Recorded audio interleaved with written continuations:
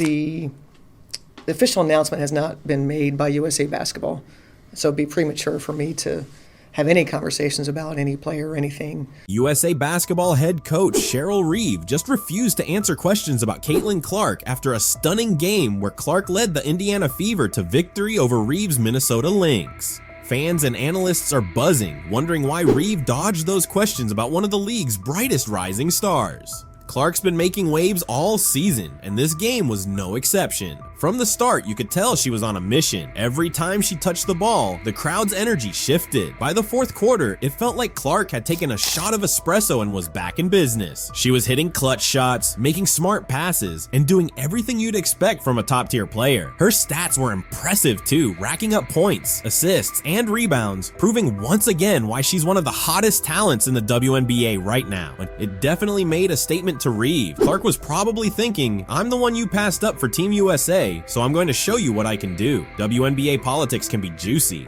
On the flip side, the Minnesota Lynx had a rough night. Their defense, usually their strong suit, looked shaky. They couldn't contain Clark, and their offense wasn't much better. The Lynx struggled to find their rhythm, and their shooting percentage was below par. You could see the frustration building up, especially as the game slipped away in the fourth quarter. They were up by 7 entering the final period, but a couple of quick threes from the Indiana Fever turned the tide. The Lynx's inability to respond effectively on offense only added to their woes. It was one of those games where nothing seemed to click for them. They were shaky, almost like they had low blood sugar or something. I think it's more of it's the official announcement has not been made by USA Basketball. The fan reaction was another interesting part of the game. Even though Caitlin Clark was on the away team, she had a lot of support in the crowd. Every time she made a play, the cheers got louder, almost making it feel like a home game for her. This kind of support can really boost a player's performance, and it seemed to do just that for Clark. The atmosphere in the arena was electric, with fans on the edge of their seats, especially during the tense moments of the game. Initially, the home crowd was supportive of the Lynx, but they couldn't help but admire Clark's skills. By the end of the game, it felt like she'd won over even the most die-hard Minnesota fans. When Reeve first spoke to the media, her tone was noticeably subdued, a stark contrast to the confident comments she made before the game. It was clear the defeat hit her hard, and she struggled to find the right words. You know how sometimes you can just see someone having a tough time hiding their disappointment? That was Reeve after the final buzzer. When it came to interacting with the media, Reeve seemed almost reluctant to engage. Questions about Clark were met with brief, almost evasive responses, like she was trying to avoid giving Clark any more attention than she already had. Instead of acknowledging Clark's stellar performance, Reeve focused more on her own team's shortcomings. She talked about the defensive lapses and offensive struggles, but noticeably avoided discussing Clark. It was like bringing up Clark's name was a painful reminder of the loss. I told him I thought defensively we played, again, mostly well enough to win. Our offense is putting so much pressure on our defense.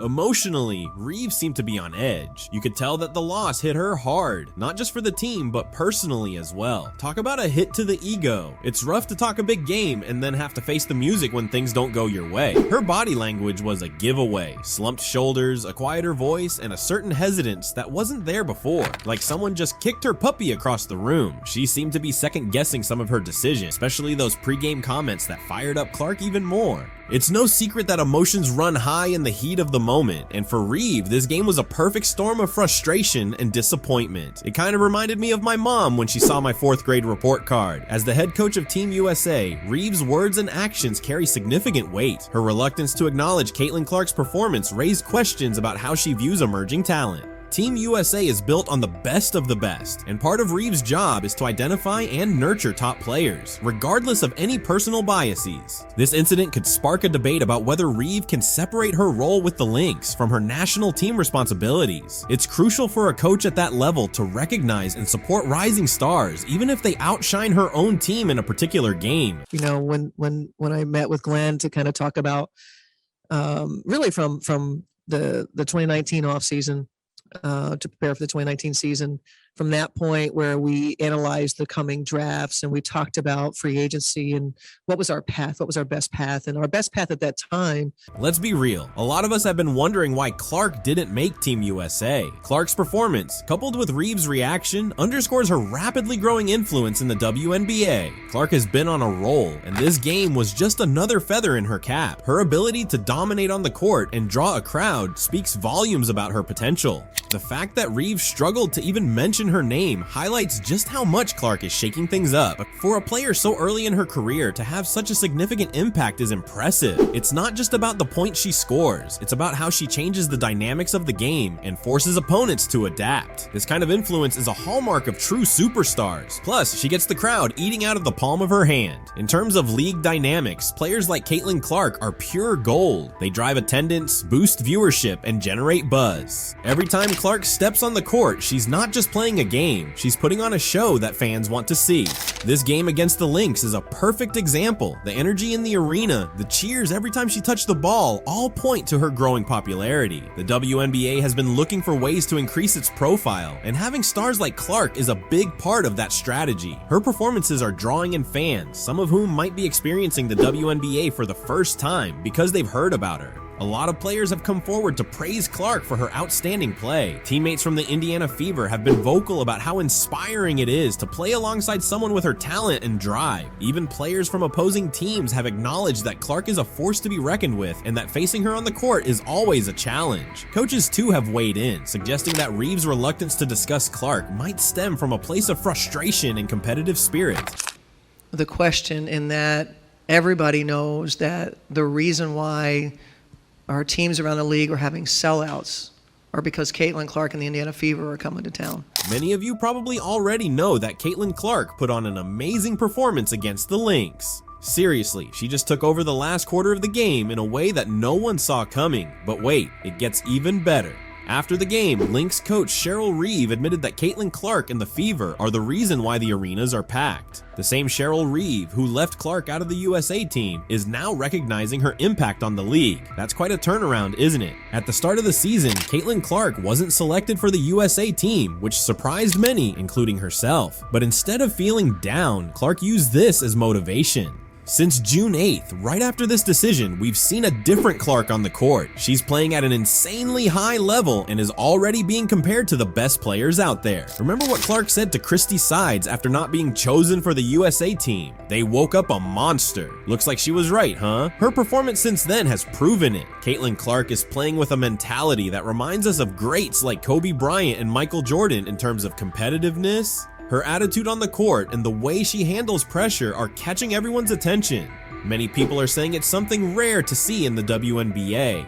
Now, let's talk about the game that really put an exclamation point on this whole story, the matchup against the Minnesota Lynx. Clark simply dominated the last quarter of the game, showing exactly why she's considered one of the best rookies in the league, not just this season, but possibly of all time. Her performance was so impressive that even Cheryl Reeve couldn't ignore it. For those who don't know, Reeve is not only the Lynx's coach, but also the coach of the USA team, the same team that left Clark out. And what happened after the game? Reeve practically admitted that Clark and the Fever are the main reasons the WNBA arenas are packed. This is huge, folks. We have a highly respected veteran in women's basketball, recognizing the impact of a rookie. And it's not just a casual compliment. Reeve is essentially saying that Clark is changing the game, attracting more fans and attention to the league. Clark's performance in this game wasn't just about the points scored or the assists distributed, it was about making a statement. She showed Reeve, the league, and all of us that she's ready for the big moments, that she can lead a team, make a difference when it matters most, and yes, fill the arenas. This game against the Lynx could very well be seen in the future as a pivotal moment in Clark's career. It was when she proved without a doubt that she belongs not only in the WNBA, but at the highest level of women's basketball. And she did it against the coach who left her out of the national team. But now let's dive into something important this season, the race for Rookie of the Year. This competition has been pretty tight fight, especially between Caitlin Clark and Angel Reese. Until about 5 games ago, it was almost neck and neck. Angel Reese was having an amazing season with an impressive streak of double-doubles. She stood out as an elite rebounder and a solid defender throughout the season. On the other hand, Caitlin Clark has been exceptional. She leads the WNBA in assists and ranks high in other important categories like steals and rebounds for a guard. Clark has also had standout games against top teams like the Liberty. However, in recent weeks, we've seen a shift in this dynamic. While Clark has maintained her high level of play and even improved, Reese has faced some challenges. She's been dealing with increased defensive pressure, which has affected her performance. Another important factor in this race is team performance. Clark's Fever has significantly improved, while Reese's Chicago Sky has faced more difficulties. It's important to note that this Rookie of the Year race isn't just about individual stats. Team impact, consistency throughout the season, and the ability to shine in crucial moments are also key factors. At this moment, many analysts are putting Clark as the favorite for the award. Now let's dive into another hot topic, Caitlin Clark's prospects for the USA Olympic team. Earlier this season, Clark was surprisingly left out of the national team, which caught many off guard. So how might her stellar performance this season affect her future chances with the national team? It's important to understand that the USA women's basketball team is one of the most competitive in the world. Established and veteran players usually have priority, and it's rare for a rookie to make it straight to the Olympic team. However, Clark's case is challenging these norms. She's dominating on the court, and with 2 national team players currently injured, there's a chance she could be called up to fill a spot, similar to how Derek White replaced Kawhi Leonard on the men's team. Clark's performance this season can't be ignored. She's not only leading in key stats like assists, but also having a transformative impact on her team and the league. This kind of influence is exactly what coaches look for when assembling an Olympic team. Moreover, Clark's ability to stand out in important games and handle pressure is crucial. The Olympics are the ultimate stage in sports, and Clark has shown she can shine when the lights are brightest. Another point to consider is the evolution of the game. The USA team could benefit from Clark's dynamic playing style and long-range shooting ability, especially with current trends in international basketball. While the final decision on the Olympic team roster is still ahead, Clark's performance this season has undoubtedly put her in the conversation.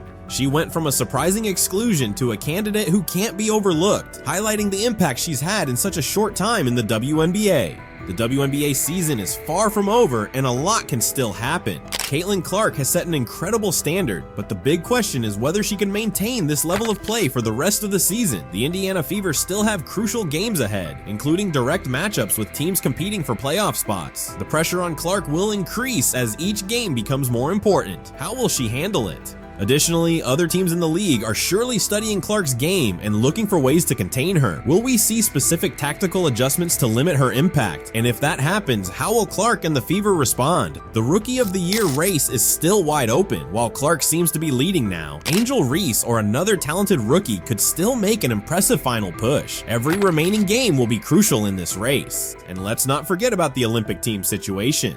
Every performance by Clark is closely watched by the national team coaches. Will she be able to maintain this level of play consistently enough to force a reconsideration of her inclusion in the team? Finally, there's the broader impact on the WNBA. Will the Caitlin Clark effect continue to attract more fans and attention to the league, or will the excitement diminish as the novelty wears off? Caitlin Clark is finally on vacation. The Indiana Fever star is taking her first real break in almost a year, but this isn't just any vacation. While other stars are off playing on the Olympic team, Clark is taking some much-needed time to recharge. When she returns, could we be seeing a rejuvenated Clark ready to drop 30 points per game in the second half of the season? Seriously, Caitlin deserves this break more than anyone. Since September 23rd, she hasn't stopped. Think about it. She played a tough college season with Iowa, went through the draft, faced rookie training camp, and jumped straight into the WNBA. That's a lot for any player, even Clark. And it's not just about the number of games, it's the intensity. Clark plays nearly every minute on the court, showing how crucial she is to the Fever, but also how much she needs this downtime. Skipping the skills and three-point contests at the All-Star game, that's a clear sign she's exhausted and needs to recharge. And you know what? This break might be just what she needs to come back stronger in the second half of the season. Just imagine a rested, renewed, and hungry Caitlin. If she was already putting up impressive numbers while tired, what are we going to see when she returns? That's why this vacation is so important. It's not just a break, it's a chance for her to come back even better and help the Fever reach new heights in the playoffs. But there's one issue everyone everyone is talking about the Fever and Christy Sides. The team is in the playoff race, which is great, but let's be honest, Sides management has been questionable, especially regarding Clark. We've seen games where Clark stayed on the court for 40 minutes. 40 minutes, folks. That's not strategy, it's overexertion.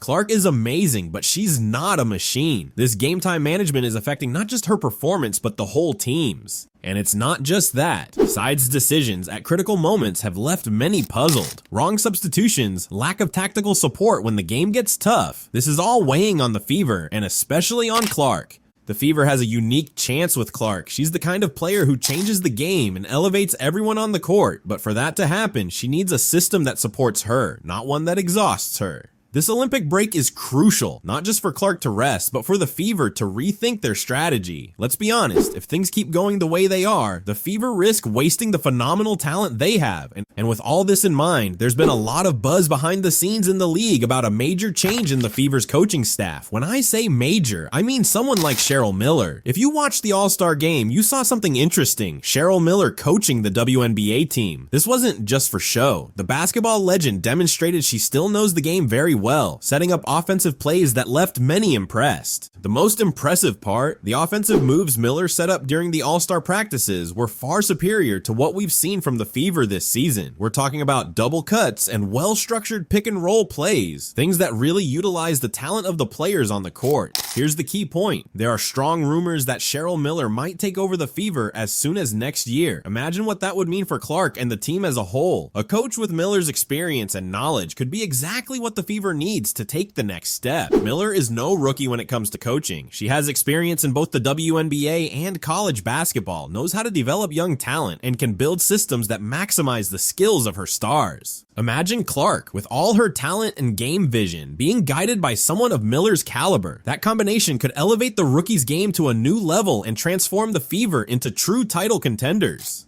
Of course, nothing is guaranteed yet, but the fact that we're even talking about this shows the Fever is at a critical juncture. The next few weeks could define not just the team's immediate future, but the franchise's direction for years to come. Now let's step back and talk about the All-Star game, because there's a key detail many might have missed. Despite being one of the league's biggest stars, Clark chose not to participate in the skills and three-point contests. For a rookie with Clark's hype, these competitions are golden opportunities to showcase talent, but she passed on them. Why? Because she really needed this break. It's a clear sign that exhaustion was hitting hard, and she needed not just physical rest, but mental rest too. This brings us to an important point. What can we expect from Clark when she returns from vacation? If basketball history has taught us anything, it's that well-rested players of her caliber come back even stronger. Look at Clark's numbers in the last 10 games before the All-Star break. 18.5 points, 6.3 rebounds, and 11.4 assists on average. That's already incredible, but imagine what she can do after proper rest and recovery. It wouldn't be surprising to see Clark coming back with averages of 25 points or more per game. And it's not just about scoring. A rested Clark means a mentally sharper player, capable of making even better game reads and elevating her teammates' level. This rest period isn't just physical, it's a chance for Clark to recharge mentally, study the game, and analyze her performance. When she comes back, it won't just be with a recovered body, but with new ideas and strategies.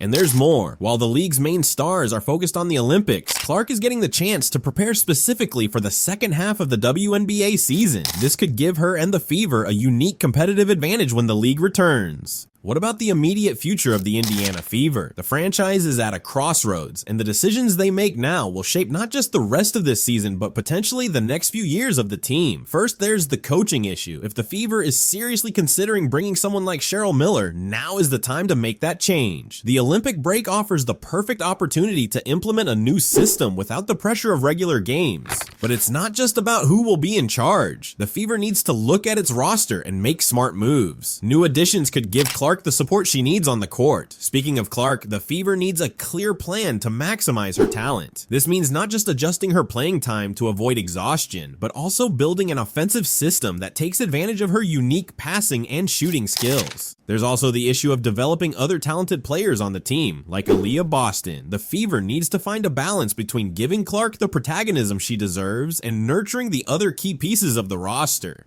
Another crucial point is the team's culture. There's frustration among the players with the current management, and the Fever needs to address this head on. Today, anytime the head is hit, they usually call it And, she gets her really hard there. Any contact above the shoulders is an automatic review. Angel Reese nailed Caitlin Clark right on the head and then got benched for it. To be honest, this isn't a fun or exciting situation for Clark. The physical demands and high expectations on and off the court, combined with the pressure from social media and various rumors, have made things really tough for her. Caitlin Clark is trying to stay calm in the midst of chaos. It's definitely not easy or enjoyable, as the world keeps pulling her into the storm. Over her few years in the public eye, Clark's story has shifted from being a fun tale about a record-breaking college basketball star, drawing attention to women's basketball, to a hot topic involving race, sexuality, fame, money, and opportunity. Now, it's come back to focus on her turnover rates in her early WNBA season. Clark has highlighted the importance of mental health, emphasizing that reaching out for help is crucial. "I can achieve everything in my life," she said. "I'm not afraid to ask for help and tell people. Today is just not my day, and that's okay. Not every day has to be perfect." The concern goes beyond just Clark herself. Tennis legend Serena Williams recently praised Caitlin Clark for managing early success, despite social media negativity. In an interview with the New York Post at the Tribeca Festival, where she discussed her docuseries, Serena was asked about Caitlin. She responded saying she loves that Clark stays grounded and avoids looking at social media. Sharing some advice with Caitlin, Serena emphasized the importance of sticking to her path, regardless of others' negativity, noting that such negativity often stems from others' inability to achieve what she does. Serena expressed hope that Clark will keep up her current approach. I just love that she tries to stay grounded, and she says she doesn't. What did she say? She doesn't have a social. She doesn't look at her social, and I get it. I don't either. Relating to Clark's tough start in her career, Serena Williams shared her own experiences with similar negativity during her early days as a rising tennis star. Serena recalled being bullied and noted that some of the things she endured back then would lead to people being canceled today. Earlier this year, Serena also expressed interest in owning a WNBA team. In a conversation with CNN, she said she'd definitely be interested if the right market presented itself. Serena emphasized the need for the right catalyst and the right people, noting that women's sports are currently experiencing a moment they always deserved. She believes it's time to support other women's sports like soccer and basketball. Serena acknowledges that Caitlin Clark's rise to fame has been remarkable. Currently one of the most popular athletes globally, Clark hasn't even played her first WNBA game yet. In her first 14 games, she's on track to win Rookie of the Year, averaging 15.6 points, 4.9 rebounds, and 6 assists, with shooting percentages of 36.7% from the field and 32.2% from three-point range. However, Clark is facing intense physical play and is currently leading the league in turnovers with 5.5 per game. Amid all the attention, fans are concerned about her mental health and well-being. At just 22, it's understandable to worry about how the WNBA star will handle the pressure over time. Caitlin Clark admits that sometimes she wishes for a normal life, as the constant attention and media can be exhausting. "There are days when you don't want to talk to anyone," Clark explained, "but someone will come up to you, and it's their 10-second interaction, so you have to smile and be polite. But sometimes, you just want to be normal." So far, Clark seems to be managing the pressure well, but as her fame continues to grow, fans are increasingly worried about her mental health. Being a celebrity has its drawbacks, though the benefits often outweigh them. With that in mind, we're sending our best wishes to Caitlin Clark, who is only 22. The latest chapter in Clark's thrilling journey took place on Sunday at Gainbridge Fieldhouse in downtown Indianapolis, where she faced off against Angel Reese. Reese, a rookie for the Chicago Sky, is no stranger to high-profile matchups with Clark, having battled her in the 2023 NCAA National Championship game, where Reese's LSU Tigers defeated Clark's Iowa Hawkeyes. That game ended with Reese famously pointing at her ring finger and mocking Clark's "you can't see me" hand gesture. Clark and Iowa got a measure of revenge when they eliminated Reese and LSU in this year's Elite Eight. Attendance for the game was notably high. Merchandise sales soared by up to 756%, and it was expected that this latest Clark-Reese matchup would set new viewership records. Clark remarked, "That's so tennis. I think it's the emotion and passion we play with that makes women's sports exciting. It's something that wasn't always appreciated but should be. We're competitors, and that's how the game should be. Intense and physical, but ultimately both teams are just trying to win." In their second professional matchup, the Fever secured a 91-83 victory, and it might have been Clark's best all-around performance of her 15-game career.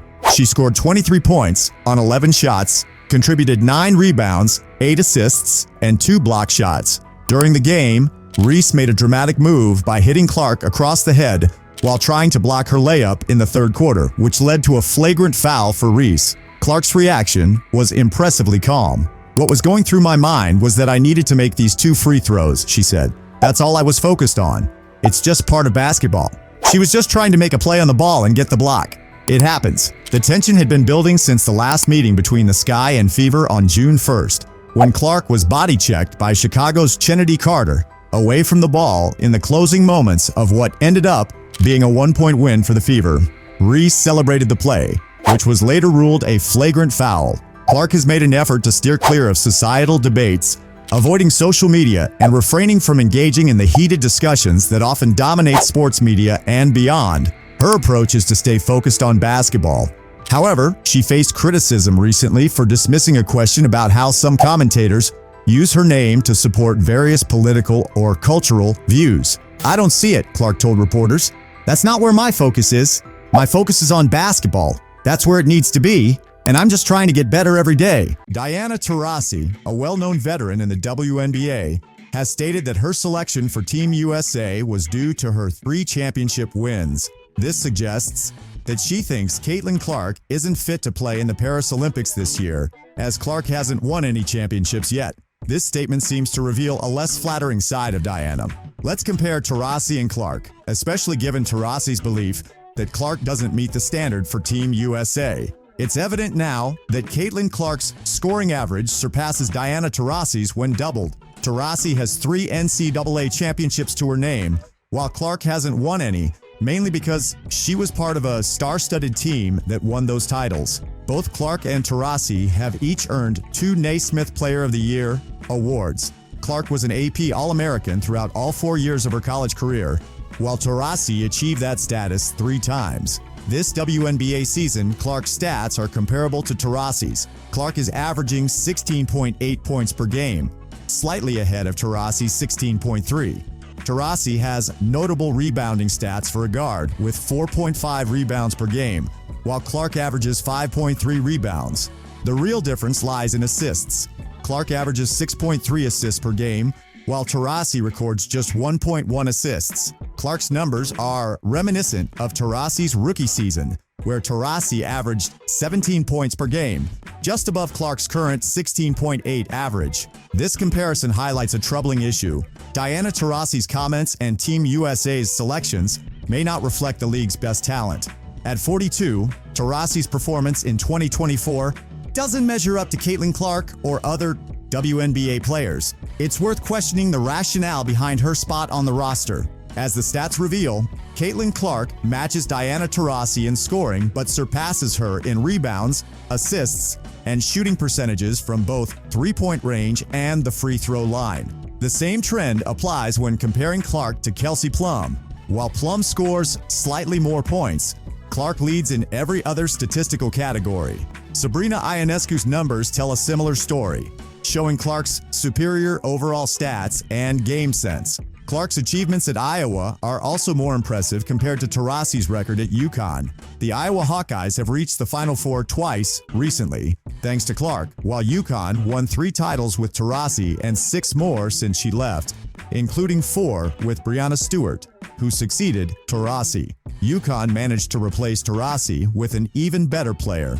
It's uncertain if the Iowa Hawkeyes will find a player of Clark's caliber again. Regarding the supporting cast, the only other Iowa Hawkeye to join the WNBA besides Clark was Kate Martin, who was drafted after attending the draft to support Clark. In contrast, Taurasi played at UConn with Sue Bird, a #1 pick and one of the greatest WNBA players ever, as well as Swin Cash, who won 3 college titles and 3 WNBA titles, among other first-round picks. Clark, despite facing a South Carolina dynasty with players like Camila Cardoso and last year's #1 pick, Aaliyah Boston, in her final college years, had a tougher supporting cast to contend with. Don Staley recognized Caitlin Clark as one of the greatest of all time, commending her for raising the profile of women's college basketball and accurately predicting she'd be the top pick and a strong presence in the WNBA. However, when it came time to support her statements and elevate women's basketball on the global stage at the Paris Olympics, Staley showed little interest and kept Clark off Team USA. While Caitlin Clark handled the situation gracefully, Colin Cowherd expressed his disapproval on FS1's The Herd last week. He pointed out that Caitlin Clark, who isn't considered one of the top 12 to 15 WNBA players, didn't make the Olympic team. Cowherd drew comparisons, noting that Christian Laettner wasn't among the top 100 NBA players but still made an Olympic team, and Jaylen Brown, a top 15 player, isn't on the upcoming men's Olympic team. According to Cowherd, talent alone doesn't guarantee a spot on the Olympic team. Politics play a significant role. Cowherd emphasized that Olympic basketball team selections, both men's and women's, have always been subjective and political.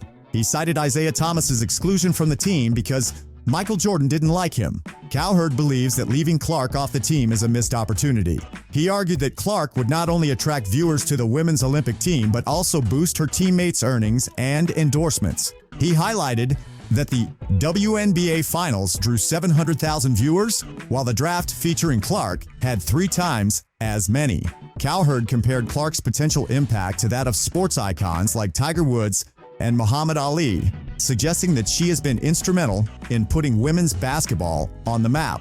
He emphasized the importance of seizing big opportunities, lamenting that women's basketball missed this wave to continue its upward trajectory in viewership and engagement.